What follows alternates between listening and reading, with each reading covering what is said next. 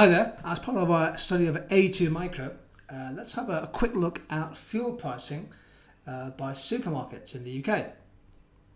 So the market for petrol retailing in the UK is probably best described as an oligopoly. Here's the market share for the middle of 2014 for motor fuel sold in the UK, petrol and diesel.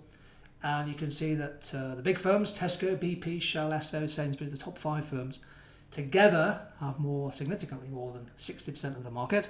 So that satisfies the condition for being an oligopoly.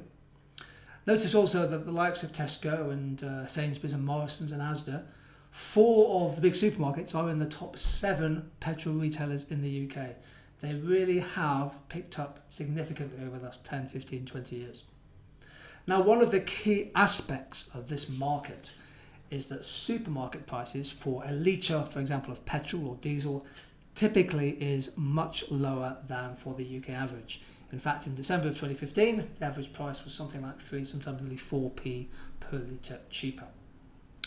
And that's quite interesting. That's an interesting economic question. Why are supermarket petrol prices significantly cheaper and consistently lower than the UK average? I'm going to suggest to you possibly 4 reasons. One is that the supermarkets, of course, are big businesses and they have significant buying power in the market. We call this monopsony power. So when they go to the wholesale fuel market, they can get a better price, they can negotiate a lower price for their petrol, and that discount could perhaps be passed on in part to the consumer, and maybe in part in the form of higher profits in total. Second key point, of course, this is an oligopoly. And the retail market for grocery, foods and what have you is also oligopolistic. So supermarkets are often using cheaper petrol prices as a key strategy to get people to the store, fill up with their car with petrol, and then perhaps stay and do some groceries and things. So the supermarkets probably are happy to take a lower margin, a profit margin per unit for each of their litres sold. Thirdly, supermarkets are vertically integrated and they own the sites upon which these petrol stations are based, and they can employ existing staff from the supermarkets. They don't necessarily have to train them up to follow the same kind of point of sale techniques and things. So it's likely that the supermarkets will have lower operating costs than the other petrol stations, and that will help. And fourthly, of course, the UK average includes the prices of smaller independent retailers.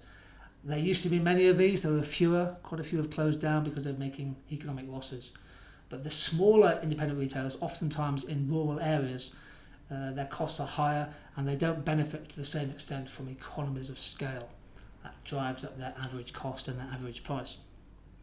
Now, point 5, is supermarket fuel cheaper because it's inferior to the branded premium products? Well, the answer is it shouldn't be, because in the wholesale market for fuel in the UK, any fuel, petrol or diesel, sold in Britain must conform to the relevant EU standards. So I don't think the quality of the fuel is necessarily a factor. That's more of an urban myth, which, as you know, is a female moth. So this has been looking at a little bit of the fuel prices charged by the supermarkets in an oligopolistic market. Thank you.